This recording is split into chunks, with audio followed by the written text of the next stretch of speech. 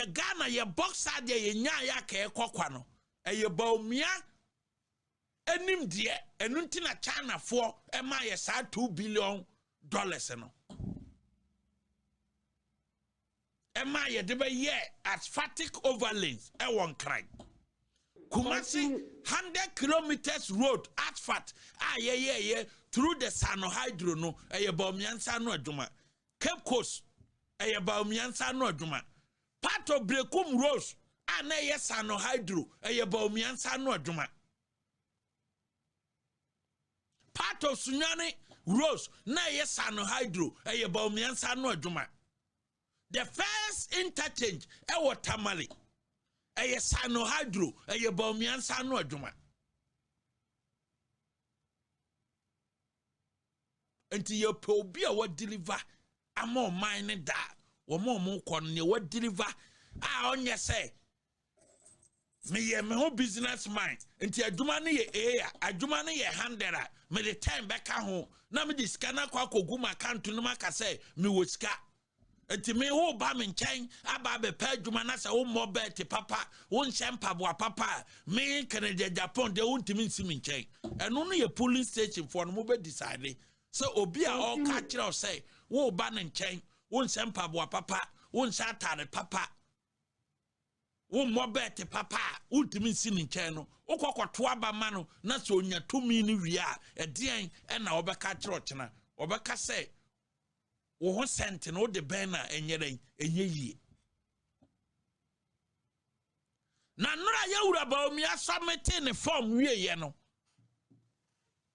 said na no me kan ye say enkrofo bi campaign na tonsuom na ma justify mama hu say tonsuom because 2007 MPP presidential primaries message ni bi no mu yusuo 2010 MPP presidential aspirant ni bi no message atonsuom ama man survive no no mo aso nim so mo survive into mo eku mo ho preko yawura ba omi akasa na okoka say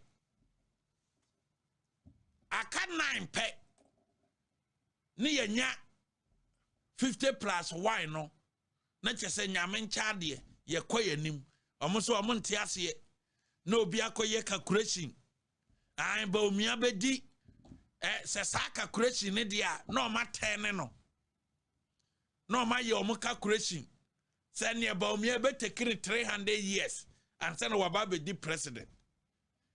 Mo yes ninguase calculation no internal sabotage for na mo yes calculation no ye bisa mo say ye wura John Dramani Mahama no ye sitting president onya 44% 2016 elections MPP san internal sabotage ye mumra na nwumre na eni nkomo na me bomu power se minimum na eko mo ka asem bia na be bomu power na mo da fam because mo nsam na mo ka no internal sabotage no enkran student politics na na mo gusuwom nyansa bia nim agoro wo mani so Niamu ya na agro woman ni so nyans politics na internal sabotage mo ye no nyansa bia nim in the sense that a certain president echo elections President John Dramani Mahama onya 44% 2016 election mo any other figures here internal sabotage amudi Honorable Canada Japan chi amopese mu sekuo no any other aspirants no mo any other figure say President John Dramani Mahama 2016 election no enya 44% no nya ya mo fa mekire na Ghana fo na begu mo nim ase a certain president ekwa abato 2016 onya 44% what is so as a sitting president onya 44%. Hey, and ahwefo ani atiefo ma fair judgment e o comment section ho say a sitting president kwa abatoɔ nya 44%. Na a sitting vice president kwa abatoɔ na so nya 41% ya. Mo amouhwe mo Facebook, TikTok, ni YouTube no. Senka mo ma fair judgment party amubeka say why na ya de. A sitting president wakwa abatoɔ onya 44%. A sitting vice president akwa abatoɔ onya 41%. Close to 42%. Say mo ma fair judgment ya. Why na mbeka say why ya de? The sitting vice president now onya 41% no. Because a sitting president akwa abatoɔ anya 44. Na sitting vice president nya 41 a say who say sitting vice president no marketing candidate or marketable. O marketing a ye. Very marketable. What you say? Enti say you Don Dramani Mahama. Enti me jina so ka say as a sitting president. Manya 44 my yadie enti NDC nya gidie wonmu no beba back to power. Na MPP Canada Japan supporters city social media say ebe di 300 years because our calculation no wrong. Ye bisa mo say Kofua enya 39%. Na ka 11 pe. Na ka 11 pe. Kofua penso na ka 11 pe.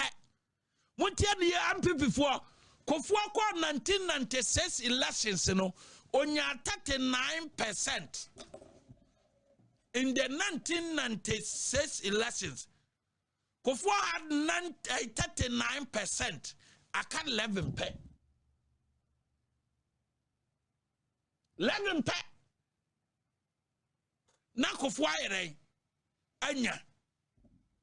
Ye misa se Kofua ko elections 300 years and say no win na.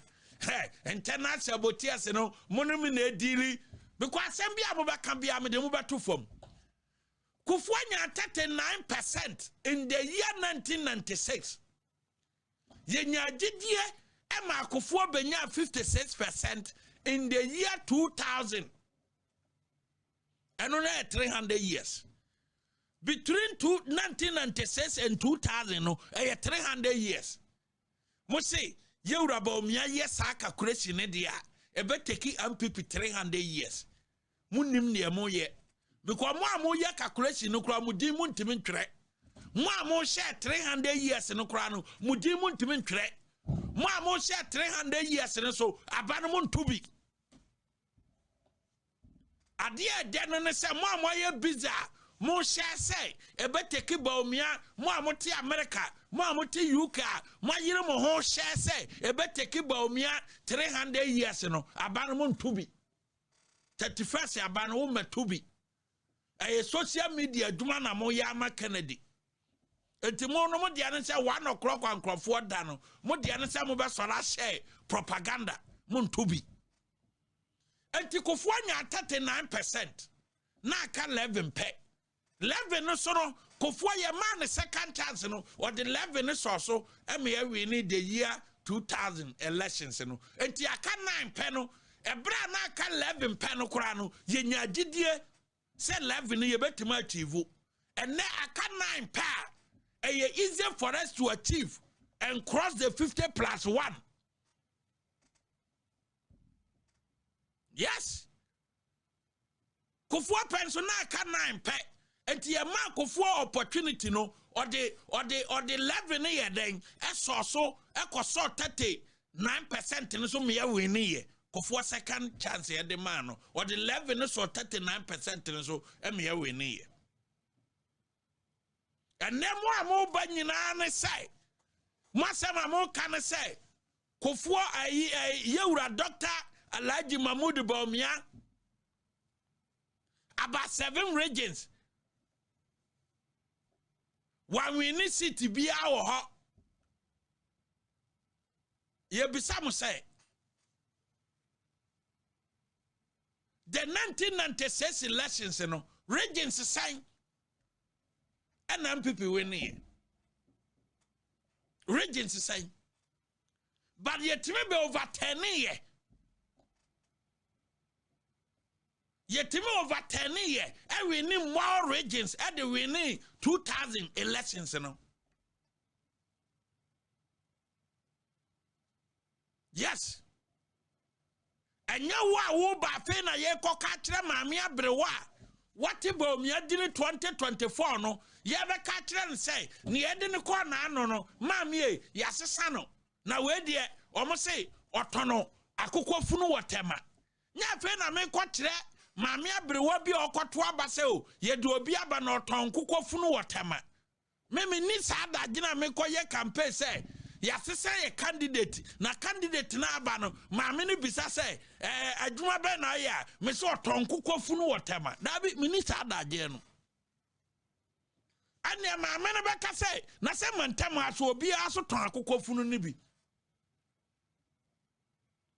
bad yewura ba omiade 2024 adawroma yewura ba omiade from 2017 to 20 yedie wa marketing ho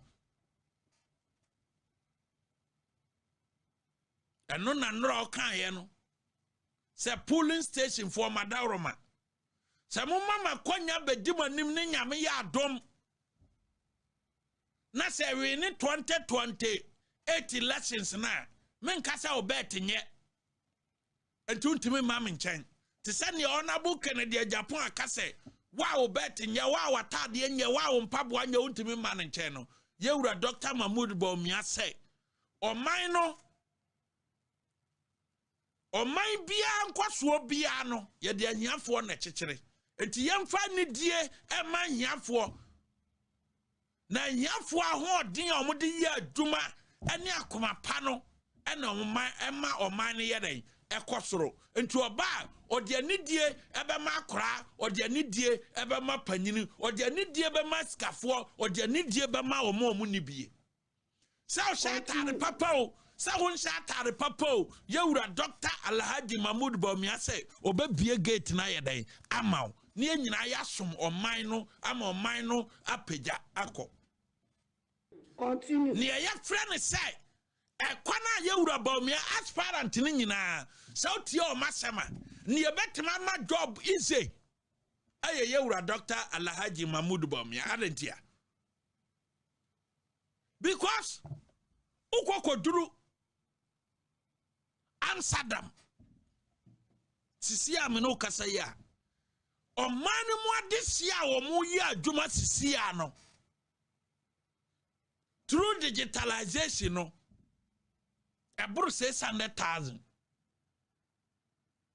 but wo mu nsara no pa nware enkwose me ko office yo Amsterdam minor tie no amon crofo in IT and what Amsterdam one onya adwuma ewo America na oye not Amsterdam ho through digitalization enso na America amino na etua ne ka enso not Amsterdam ho ote Amsterdam through digitalization and nam say ya tete into otiminya internet adwuma na company akese afomo na omo ye adwuma na Oslo ana oye adwuma koda bia enso not Amsterdam na bosomi wagina katua yewura Bawumia so ba proper training yen training ye mabunu no omunya nimdia te se abrofo no ye no ewo IT mu no muti Ghana ha obetimi aseche no wanya internet work ewo Amsterdam obenya internet work ewo China Russia US everywhere not ya na botomi ye de $1,000 ya ye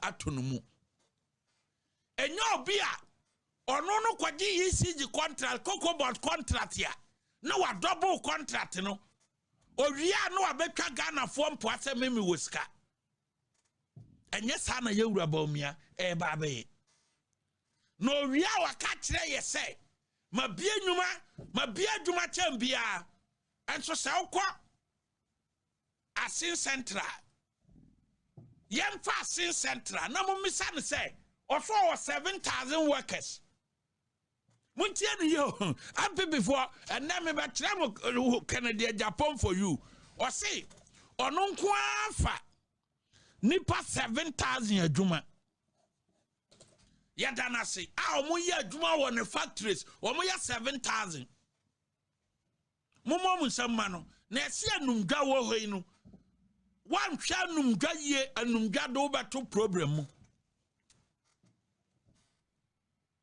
wadi MP 24 years ɛwɔ Asin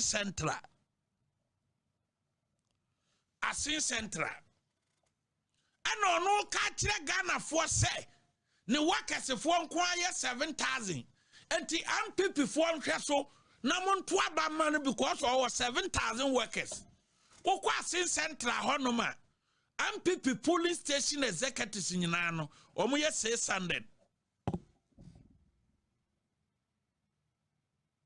womo ye 600 womo Canada Japan afọ omo wọ na dwuma mo se ne cold store se ne sen yo omo nuru ni passes hey kroma yese wa anya careful no kasa wo bedwa wanuma no wa ba be hia nyansafo na nyansafo no de wa yere ato fam se brim na da ho wo nan wo 7,000 workers a wo se wunuma na afa omo MPP polling station executives omo wo Asin Central wo mo pa dwuma ye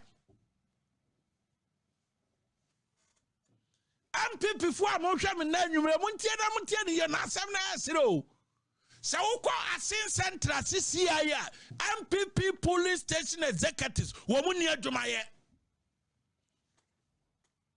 and so obi se wa fa 7,000 workers me question no ye wura ba omi ade so oba oman ne tumi a ye de ahye ne nsa no 276 constituencies emabuna ewo ba bia benya omo chefa because 1 million youth for year train no mono ye chama 276 constituencies na obia betima nya be nipa 20,000 obana nipa 10,000 do maba am ye train no mo no obia asore a ne kakra be kwana no de obey den obenya eno no ye oman na ho de onka se ni sika namom ofa honorable Canada Japan a wadi kana bedwa na num so or 7,000 workers. I want to for Majuma. Yati. Na ye num say the odo num de batu and no near the what to form flat. MPP for what the whole Ghana. I Canada Japan Ghana num chiramono. Mummy son say 7,000 workers, you know. Asin Central polling station executive do say ne wom. Menoka say, Okwa Asin Central. 600 and something polling stations ya omo polling station executives omo Asin Central no omo ni adwuma ya omo pa adwuma ye but enora nanu ye nya obi manakwa akogina o do you want job if you want job vote for Canada Japan and I'll give you jobs where your school dropout brofo hey where womo call Legondul 3rd year now manyi certificate no womo na mo keka ansem no kodul 3rd year no anyi certificate ya wo krado na sa na kasa but ye ba betna ha na ya bisa se enipa na otiatia mo so be create jobs or the nyuma bebo wadi MP 24 years and also wo nyuma ono na be kan ye so ndo otimi ma nyuma baroko Asin Central MPP polling station executives pe duma ye wo munya bi hey MPP for mon sorry o MPP for mon sorry o na Canada Japan tro no ya do so Ghana for mon sorry o say wo be man nyuma and so Asin Central 7,000 workers na wo no Asin Central pe a constituency when a wadi MP polling station executives omo nuru 700 omo nya adwuma no bi nye enti wo nnuma no wo ye no wo fa he na polling station executives enya bi nye abranye ko bisa questions we ya yesi e mo ntwehwe ne mra mo man crofom free UK emet dininte mo man ye man crofom free UK matwehwe no na na wo fa se safo na ba beka ai ba mi ankrofo no kra pa abronya akunu ni nyina ye life fun mo na mo hyehyɛ mo adwuma Yemo bin free UK mrana ni panama fra bronye o Brian Sia o East Legon oba bie ye ni life phone nyina na ye na papa we etim etiri mu hihye adwuma na ye hwese ya na ye hwemo Asin Central woman nuri ni pa 700 o 1% of the 7,000 no woman nuri ni pa 700 o Asin Central constituency MPP police station executives woman nuri 700 and so adwuma ya nipa dasani Adi Puri Konwo Kroma me, I have 7,000 workers. I have the Asin Central Polling Station executives near Jumaye. It is a new man or so afano. A year down to me 5 Juma, na constituency. Abua Umawa DMP. MP before my boy DMP 24 years. Untimi mo Juma. Yako kanwe na ni baby mama neti TikTok any Facebook. Oh, mommy, maybe me you are no. Mon country, Canada, Japan, baby, mama, and say. Once or your banner, dear Nikunuso medimatem no. Won't you best you swak as your ma? Ye qua but one thing I won't qua ye timima, wo blind wo. Because who couldn't say we a hook up. At the man, no master sauce who couldn't at the chroma did matem. Mamma made a man on Quanasao. Dabi, oh Dabi. Man, ya what green say. Mon can't check Canada, Japan, baby mama, and say. Me, my brother, me boom man, Tim, no quanasa. Nikunina, all per president, ya dinu, and then mumma, and no sala, or timid massing in a duo matem, a digana, 4 tem, trezi boatia, fias was get was neganom, a duo motu form, or move ma. Eti mama me a wo bedi matamanya wadwen se me be you ano because about one na ukunu no kona or ma recognition kakra and na pese obeka bi ma no enti wo beka bi dia ene ma me nkotena TikTok na me so camera dada bi a ani wan sign na me fan kan bronya asem na be ma no hu se me do no mama me ni hu adaje why Mimi ni wadaji ukunu na mumma osoro didi matem mimi ni adaje mbedi watem and you know say mimi ni sa adaje na mbedi watem ti pe oba bitina opa da bia no station na agunu na mani bre ohia TV no mo station na agu o Madina Zongo ho no opa mo mfa station no emehye wo mpaase mo mfa station nya wo dross na dabia afara ka bronya asem ni hu adaje me mayiwa na ukunu na mumma me meka bi nkyirawo didabia ye na mo ukunu ne de me ni bawie ba wo de me no ni asem because ukunu de satate no say ye nyina Ghana ha mema ye wo kroma nyina ya jetum say bema omumma no mfa ma nya hwe no eye Canada Japan enti oba bia one na wo ebetena Facebook bedidi me ma bronya tema me nkodi ne bi because ye de tate na ma ukunu Canada Japan so na mumma eye da tate we no enye tate papa me nkodi Africa Canada Japan sam minya na mom 31st no ye beja mo kwane because we need 7,000 workers. So our 7,000 workers here. Asin South polling station executives. One more per Juma ye. Our munya Juma ya serious pano. Woman no 400. Ultimate my Juma. Polling station executives. And the polling station executives are more nationwide. Canada, Japan, some all can say. Woba bien numa ba polling station executives benya numa ye no. Kofua man ye. Enya sika kese no ne polling station executive de so called numa na wa bie no MPP polling station executive say no wa form a wo mu free Asin Central fe no fatu hu fu na to aba ye koya nim no na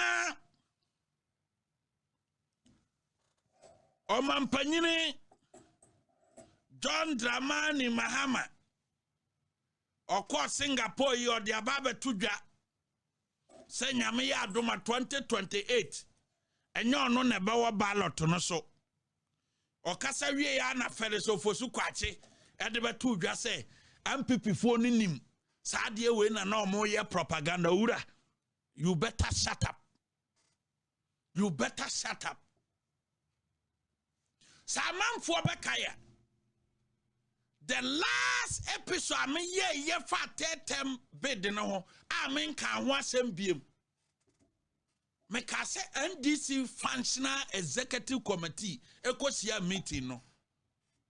President John Dramani Mahama anya total support from the Functional Executive no. Anti-Ferry so for so kwachi shut up over there. And me country say right from day one no na President John Dramani Mahama aye na dwen say onko biem na MPP for na ye propaganda. So you are saying say MPP for na catch Basintele say onko reason on na you Functional Executive Committee say President Mahama will run again. Me bisao Felix, I am asking you this simple question. Answer. At the NDC Functional Executive Committee, Basintele the YESU, Eka say, President Mahama tetem agenda ne de ebebaso ne na ebebaso ochina. Me MPP ni wan kokatre Basintele say, womuko meeting na onkoka.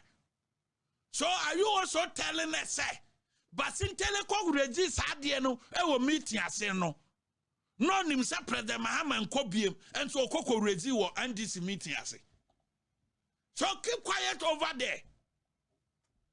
A propaganda everyone no mani komba untu hofo. Propaganda is damaging your mouth. And because the Functional Executive Committee I were NDC mono. I see dunkatia na tia dwam no. Moye meeting na Basintele ahead of the agenda no betu mu. And no na samanfo bekaya. Ebra see dunkatia de mic. Ya mamanfo kire o madwen. Oka sa asem na nipa o ribuku Basintele aye Joseph Yamin. Me ka sa asem no ofia. The last episode on the third term agenda. Me ka no ofia say NDC Functional Executive Committee, womuko sia ye no, ekoye 50-50 President Mahama, anya total support no. Sa meeting no so wankobi. Meaning say, viewers and listeners here omo watch we ebe kai asem American. At the Functional Executive Committee meeting, anti-fellas who attack bia, bisa call Basintele, na bisa say, yeah, that Functional Executive Committee. 3 weeks ago, or a month ago, or Kokasa President Mahama tetem agenda na de, ebe baso, a Joseph Yamin ribuku no, se tetem bian webe baso, e me ye heated debate, e NDC Functional Executive Committee meeting. Womo church no madwena no, e na womo say, the Vice President and no was on China dream was say, on China dream. That meeting. And to say, na MPP for na ye propaganda. Na ye nim say, President Mahama Kobiema. The truth of the matter is that President Mahama no wanya support was so nya one from the party no. Ati matraha emeka say President Mahama ono die obetra say obe uphold the democratic principle in the country. Hey man, friend, shut up. Shut up over there. President Mahama bian try so uphold the democratic principle bia. The truth of the matter say wanya the total support of the party leadership no. Wanya total support of the party leadership no Senator Tembe de Nebabaso wanya because some members in his government and support no and to who say babi aduru no as I say me retreat because I'm not getting the support what say me here minya and when President Mahama and a tina damo dwene ho say so we in 2024 mo de ne beko but mo gi tumu Because now when him say President Mahama is not going to win 2024, no more jana kwan. And the victory ni ba wie ye no, mo wa interest no na mo se dabi, yen support interest no. And the fellas in my country say, enye MPP for and this ade no call mu meeting ase. Mu meeting no MPP for nkobi. Mu meeting MPP ni wan call NDC functional executive committee meeting. Wan kobi. Fake no MPP ni bi kobi. But mo discuss this particular matter. Ewo fake na say a heated argument. The entire presidency MP Joseph Yamin Animahu and say a braba sintele eka say the president will contest again. The first person I ribuku basintele aye Joseph Yamin. Say kodie okobie manya yie. Ni obekwa anu akọ ni obedi anu ayeden wadie no and the hey and the national chairman open forum for discussing. Owie ye no say sa asem no we will continue later. Yes. Because any part no chair meeting no as a national chairman so interest into all the assembly to baby and the fellas in me accuse one president fee say and kawari no obey you so the seat of government nanko the bulu party for no nanka way for the third term bid nanka nyese so ye no waye and the party support no wanya total support from the party and no ye one. Number two, president Abraham be blow alarm wahano. Abraham blow alarm say president prepare grounds. Now I prepare Niama for the third time.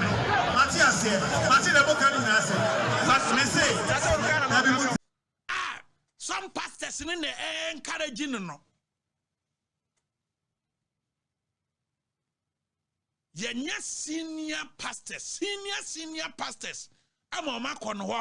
I could catch them and say, on abandon the third time ambition. Yenya senior true pastors. Now they asemna meka yenya nkrofo bi mo manyina wo masoda yabamana kobiam yenya asofofo no bi na mom asofo mo de nokre ayi adwuma wo man Ghana ha eko president wo eko cancel ne say Mr. President ye de ye ba be ka nokre se de esitie and asofo mpanfo o makọ president wo Ako cancel ne say or abandon third-term ambition no. Roman for Kahubi, Presby for Sophophone paying for Kahubi, Pentecost Sophophone paying for Binum, Akonwa, Ako catch and say, abandon the third-term ambition. Roman for Sophophone paying for Binum, our Mudimu individually. Wamako catch say, third-term ambition in there, oh, I saw abandon. Yes, sir. So one year, I'm not through Tima.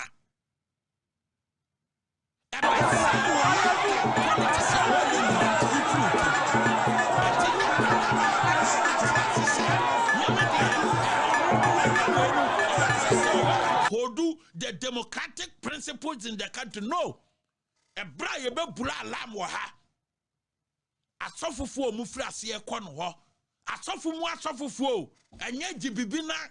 Kokatra me se me kobiam da binya sa asofofo na asem na meka na mom asofofo mo de nyame asem eyi adwuma na mo hu nokro mo timi ka enye white envelope asem wo mo timi ka nokre no e kire no futi time me started third time agenda no e wo fie ha no president enya so many cancelling amanfo bebre akọ cancelling no say no ye de ye ba ni ya beka nokra kire so wo sa adwene de a yi fru tim na 4 years na omode ama no ye wadwuma nakọ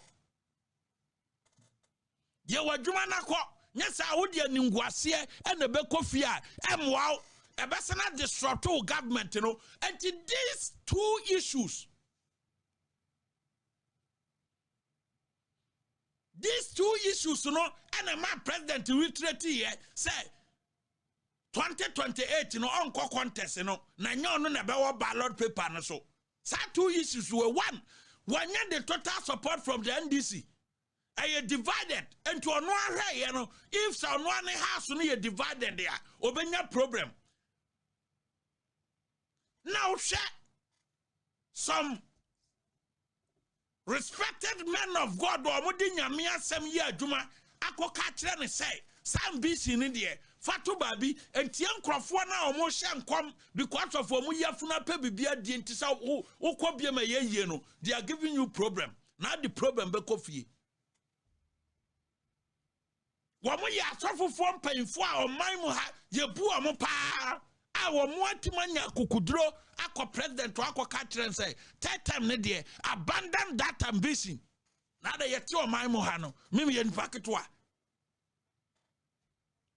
I can publish the names of pastors here. Wamuk call President Mahama Ho, Eko catcher and say, don't follow some pastors, no.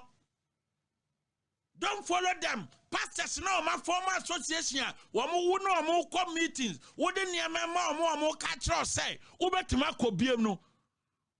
Yenim Wamu dadao. Yenim Yamin Crawford, ye boat, Uncle Casse. Some pastors now or no more dealing, Wamu dadano. No more deliver calling Guasim. And fellas, you better shut up. Na propaganda na damage you one, no. You concentrate on that one. Propaganda na damage one, no. Concentrate on that one.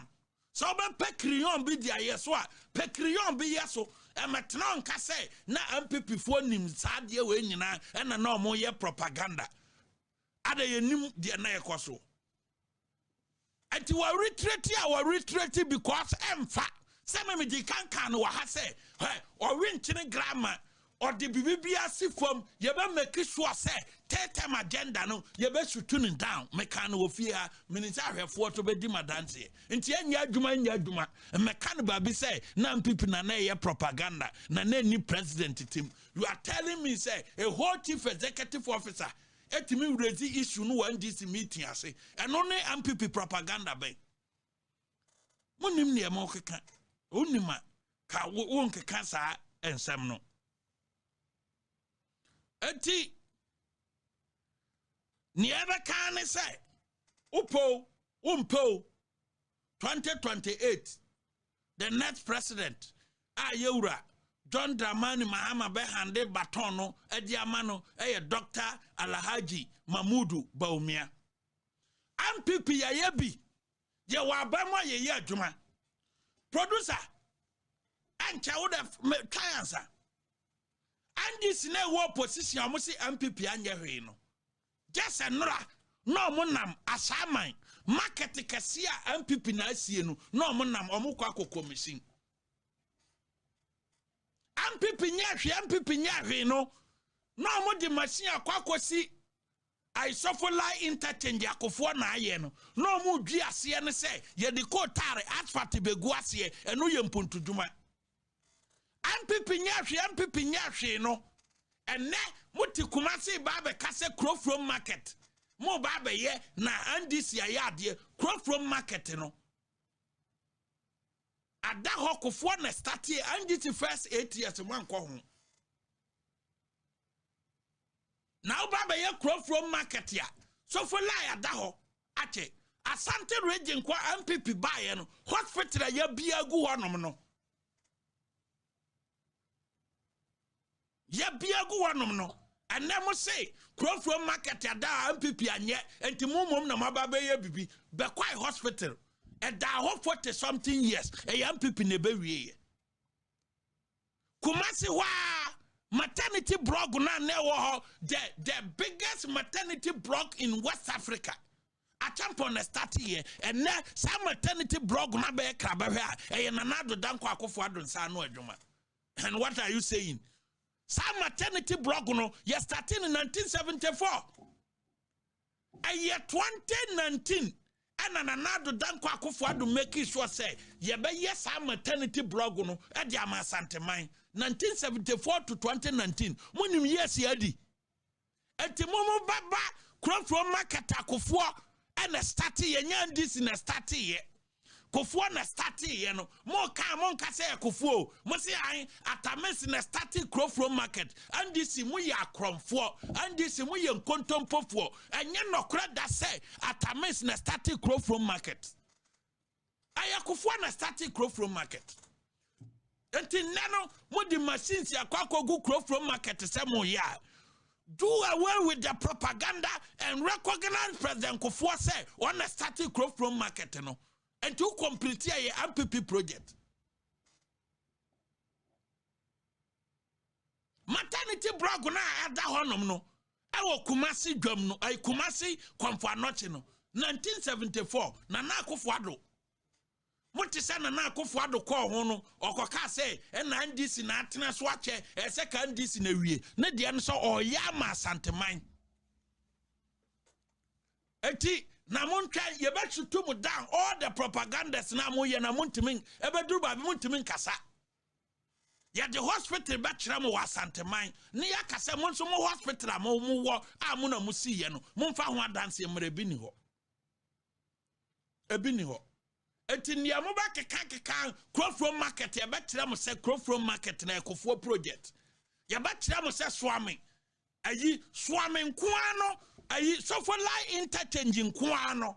Akofo ye oja hokoye. NDC 8 years. Mucha 320 million Ghana cedis. Some of the complete Swami market, a Sofolight market, a interchange. Want to man yet? Sofolight interchange. NDC 8 years. Every year, be a number the petroleum revenue.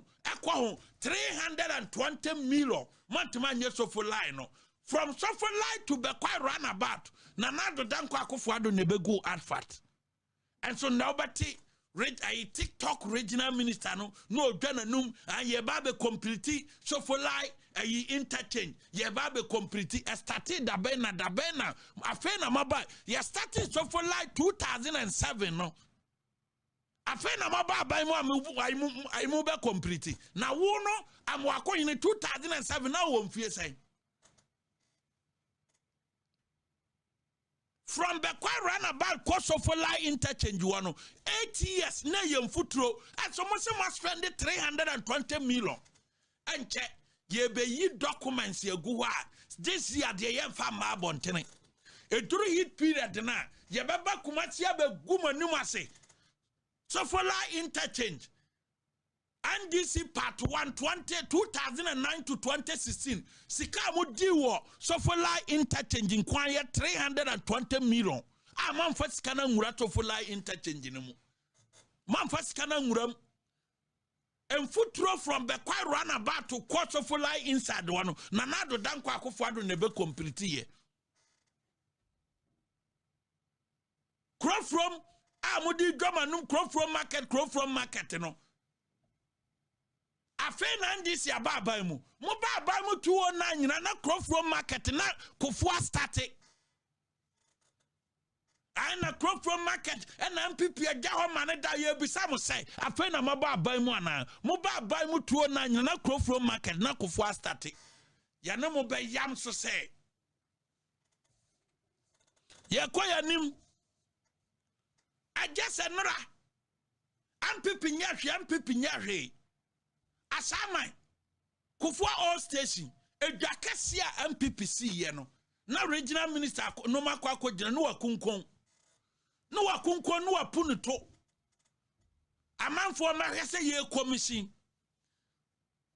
want man recognize say na dabe number 6 market no Asaman all Kofo station one dabe na ndisi mobile mo be 6 market no say no plan o ma fa ne say 2025 budget ya Ghana for the man omono and this ya fa plan say won be di budget no mo nam no mo commission Nana-Addo nsa no adwuma budget ya di amamo amona mo ka say eye kwan school dan hospital no womu disas kano ana omunam na MPP project ayaye no ana omu commission just 2025 budget no womu di free project bia ni ho ana nanado project ana omunam na omu commission ento omu ko commission sa woto wa wo hu a wo beka se eye NDC by no maye womu ba ye kotre bini kro omu ntobi.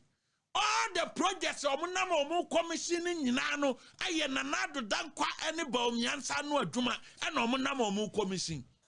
Until 2025 budget ne de aye free money omafa. Producer show market na omu commission yen kofo all station fatu so menhwe ade.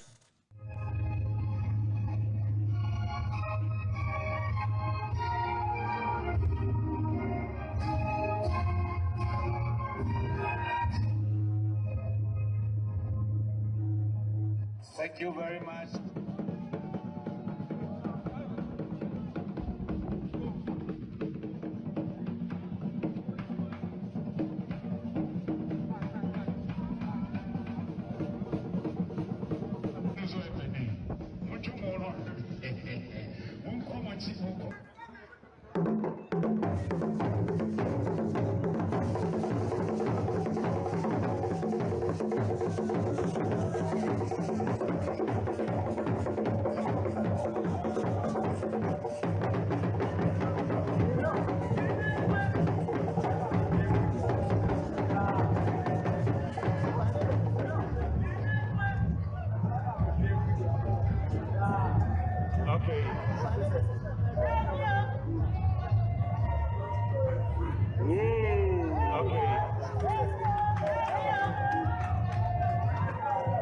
Okay, Mama, you can turn and face the camera. You can turn and face the camera for nice pictures.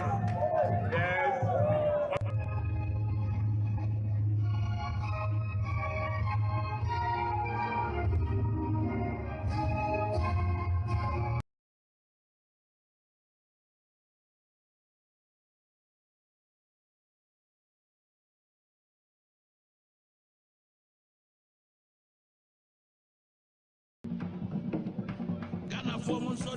Ghana formun sorry o ayemunti eno hiati aba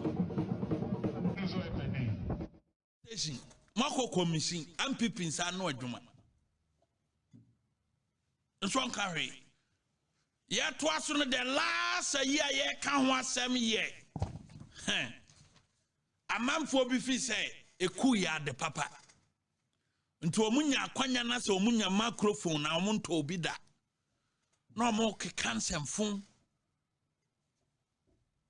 No more can you try and say Yankee can be being told a mabununi team, no muntin sim montane, no munkoko yeku, me a memity. And Samity to see. Say President Mahama Yadio or Yadio, men support to be say onko yeku. Entunu. I am nonsense.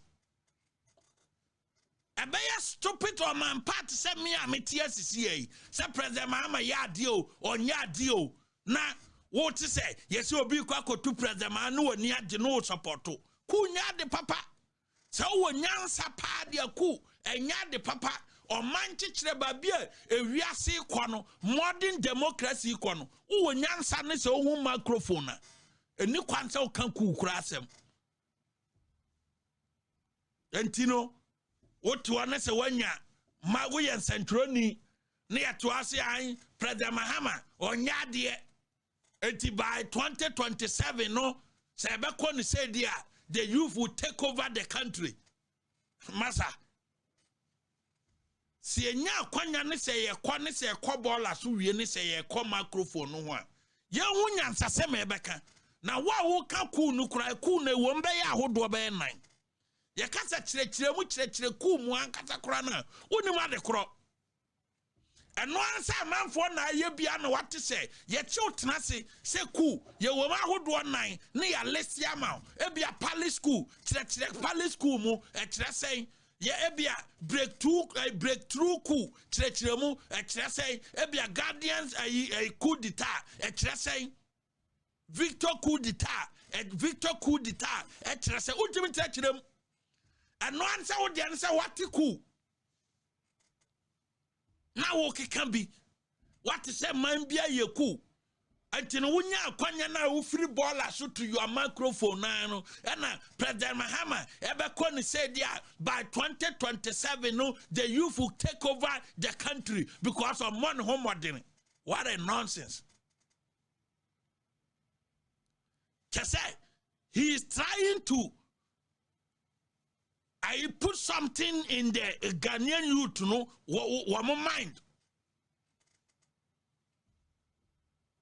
Yam fabi be yam put something in their mind, say, wamusu ye kuwa, ye. Wow, Sankrofo we nana, and this if what do a campaign. And so almost start to so moke kankwa jasema, because of some of the omuntimin carry. Na se ku no wo bisa wo mo a wo ma sofa akwa ahotrem wo Ghana ha wo ku ho a ka won so de nkonkonum wi e metra microphone ho nka wi ayi ku ho asem.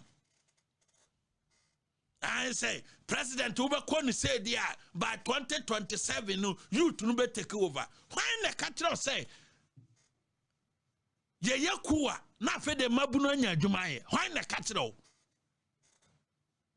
obi obadwene saa bia no na kyese na dwene na ankasa na ewo fam but me amemetie atras Ghana ye military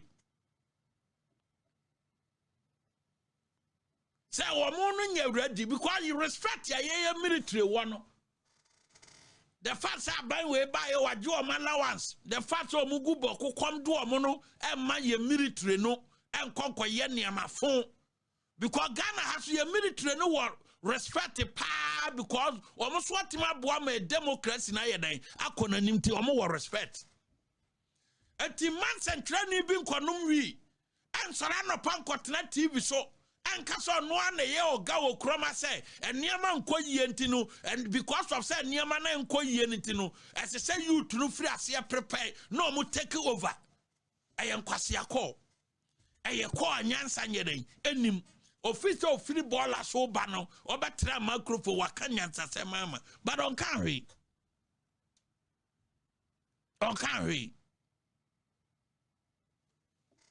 because Ghana mabunu me catch them praying journalists biana why na dream so no ba be di ni birthday ntino sa ni birthday no be di that time no no dem kwakoyeku because obi be be TV station ama wakwakotena ho no de momo sa mabunu no wakeka nsem mo akonye sa ku ni na de adwuma bebre mo na nipa na obe lead ku na ankasa no momisa no se ni nyansa odiba abedi monim mamodi a control country na wo fan enipa na ono no se ebeduro ye ne birthday enti ni birthday ni duro na se nya the youth will take over no na kyese obu be se o plan se oni mabunu no be take over the country ba wunu no ba bia eye wi no na mo no ma mo hu niam mienu asese Ghana mabunu mo ti ase se obi obeba be ka kire o se ku ene be ma Ghana mabunu anya adwuma ye bia no boa eye democracy or my democracy wom and a jobs to the womb or mine be no militarism Edia Dumaba Obioba Catro Bian so ye Bobru no Adjunu Dawa military government Bian or the Jumaba Brawire aye omo dadao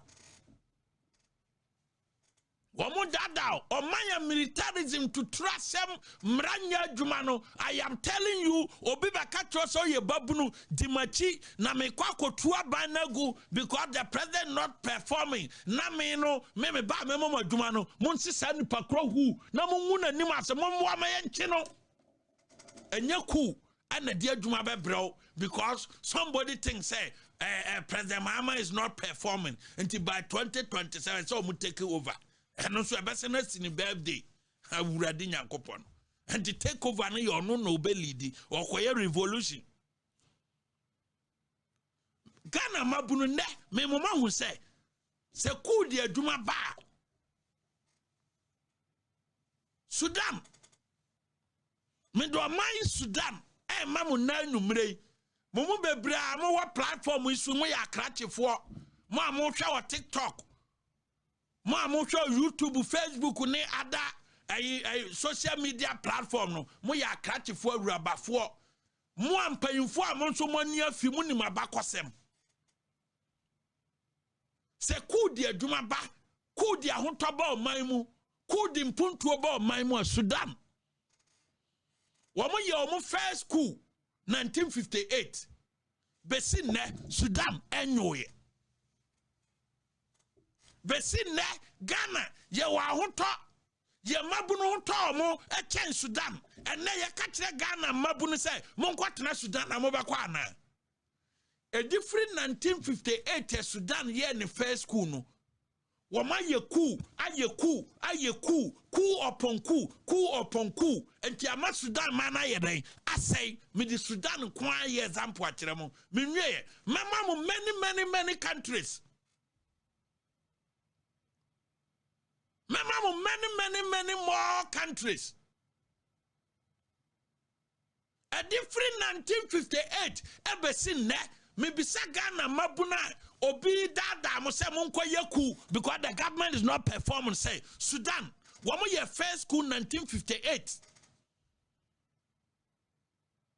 Ebesin ne woman ye coup nkwa bro 30 Sudan corona say because of coup enti. And 2 year babu no Ghana no be dada say coup dia ye de coup yamaya for Sudan ay number 1. Omo ye first school 1958 and 2 year babu na sa ohwema ask yourself say wunya Sudan abatena na sisi agugu Sudan abakosem gugu Sudan abakosem wo wi ase okọ Togo womo ye first school dita 13 January 1963 na Ghana ye first school kra nyere ye first school dita mai. Esa kuno ana etiama yadema ene Emmanuel Bajore omo overthrow President Savage ayi Olympio awo Togo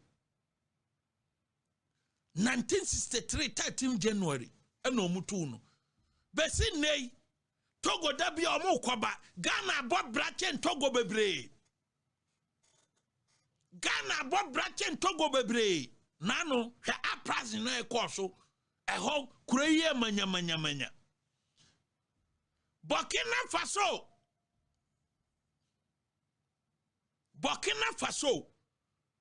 Womanya coup, sa different 3rd January 1966. 10 January 1966. Anna, can Sangule La Mizana Obetu President Yamiango a different Kuwaba the latest one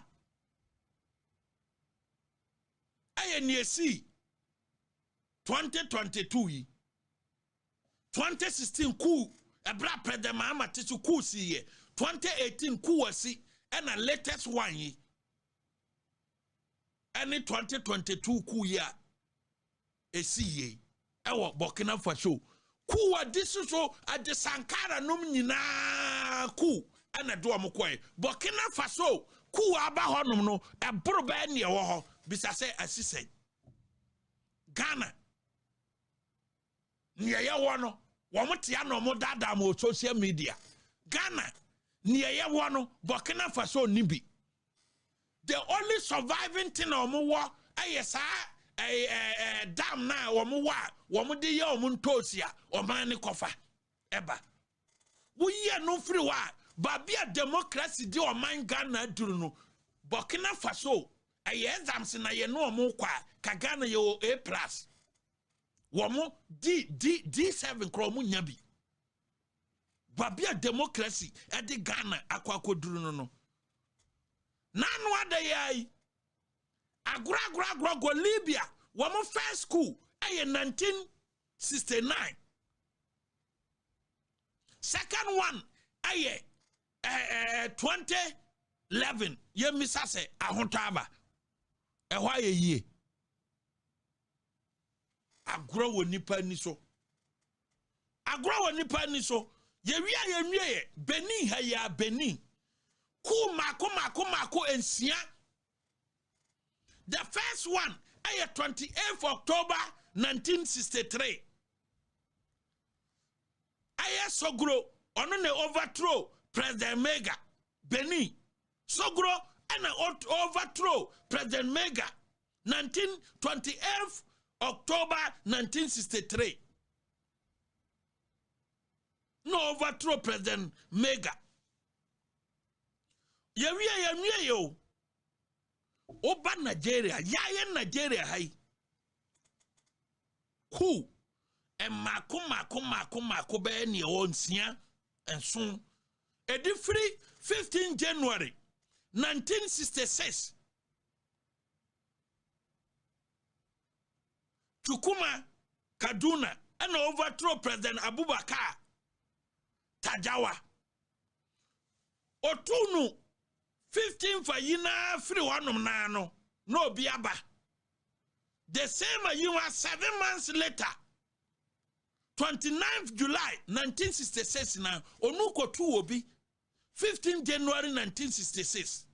29th July 1966 na Yakubu Gowon ono so through coup d'etat no no sukotu ekotu ayi Chukuma no Kaduna no ati ku na free wa Buhari ya na no ofiri mu President Buhari ya ofiri mu wo mu nyina ye ku 82 atena so amfa ku ahodo still there is a problem. But say come you should democratic process and solve what come say bana koma nim. Congo womunya womu first coup. Congo womu first coup d'etat 15th August 1963. Mobutu Sese Seko. Mobutu Sese Seko. And also President Lumumba 1963. And now I can say, so you Ghana babu ne catch us a Congo obako. Ye besamo, ye catch us a Cotina Congo obako. Because one peho, a one no. Because a different 1963 ever seen there has been coup upon coup, ewo Congo, Emma Corona say. Emma Corona say. Atiti apansam. Niger. Ya Niger has say, ya catch the Ghana mabunu. Sa omon kwatena Niger ombeko. Omo di coup upon coup. And I say or mine, and then Niger I say nyinano. Niger for sra, womo te Ghana. Didn't tell Niger for that's all omo te Ghana. Because coup upon coup uncountable. How can ye at the same mine? Niger hayai. Niger aye. Wama ye ku Niger aye. And the Ghana babunu wana okachira ne say onto nkwatra Niger mo bra obeko. Omo ye ku che obia. Enti munya akwanya na samo kasa kunu the African continent no. Ye wo ku ho abakwasemo. There is only one country. Okona nimu kakra. Africa ha womuna di kanye coup first. Ethiopia. The first coup d'etat in African continent. Ethiopia. And at the end of a year. And we in 1910. First coup d'etat. But Ethiopia akona nim anesa. Ethiopia Airline. Ukoba bia hubi. What you say? Omu bo 1910. Amanya kabia ni wa maye ku abomu wo mu nyina pese wo mu ko manima wo mu san back to the democratic rules no because Nigeria hu se ku no ku ahodo o makobeye ensia nso no amwo man no enti o tigana hana se okonom wi ba you can criticize President John Dramani Mahama but nka say woni mabunu betia sima take over na your birthday enti eduro no wanye say dia mabunu no be take over o kan sem dia to omutim ti se ku ya de papa yes eno ntina ye wo democracy say amamwo bia nkoso ametie I will criticize the government what ma criticize it but then call for so bin koye revolution and call for so bin ko overthrow a democratic elected government. It doesn't make sense. Doesn't make sense. So be a to microphone amount, not out the microphone anymore. Not a nyamia dum, what to microphone, I be a studio, na nyamia dum what you come when you reach a car, at Jakoto Rianoma. Oh, Kawasema, you can criticize the government. But say over yes say who call for cool this man and I president mama me pewasa mama and I me yes say and I want yes say but 2027 year me birthday ni bibi see no bibi anu esi Ghana mabunu pe analysis amedia mama no tenase na bisa ho se Niger omo ye cool chain bibi bia omo ho kire omo ntire omo ba Ghana Sudan asay Congo asay Mali asay Burkina Faso ye ku chain babia omunya adwuma omunyina soro omo ba Ghana adentia because o man Ghana na ye fire democracy no nkakra ye koya nim ye mfa dakoro memen country president Mahama say on for 2025 and everything in his manifesto me say it doesn't make sense but on one kasa ye the man na on one nimfie nan ne so an incompetent na ne be piana ko. But to call for cool ni there. It's about time send national security for conditional unibi. Conditional statement to be a what security threat there? Some mutimika wansem. You wasem be yes. Conditional statement to be wa there. But bitu wa nipanisi ka sem no. Asem free say hwe niam yi. Wyoming ni krafo no. Remoacha yoko boss nyame ya adoma eno de that topic ya de niema ne bi bullet ne bi beba be ka ho say tam nyame ya adoma Monday ne ye de awia adwuma no ne ya hu eniema bone a ekoso wo yeko honom ekwana o mo fa so a ensem fata niema ensem fata ne niema bone no ye beba be bie ensuro mo nti ye no mo Monday no ne aba ne nyina de beba be jagum Yada ya hefo ase ni atiefo ase say ebre bia omuje mre ewo the evidence show ewo ohia TV show editie yensem ede ba ene efie da trader mponkwa me no nka obia ho ontene ne nsa kese no moye ho ban onyi yemfiri osefo no fidi summum ewo weekends ya yekoi omo kwa yie omo kwa wedding omo kwa naming ceremony omo kwa sra busuafo onyankopon bambo no enye kese wom so oma weekends enye nsira ne be ya reho de onyim firi ya brabom osefo na sum afidie ewo ya kwantuo mu a awurade nyankopon break ni nyina na boy ho ban edadwo da ehia ye do aseda ma we ne ya de srede wo nyame a wo bo soro na asase na do ba konkron a wanye bone da no ema ne be guji ye nkwa eda wase wado no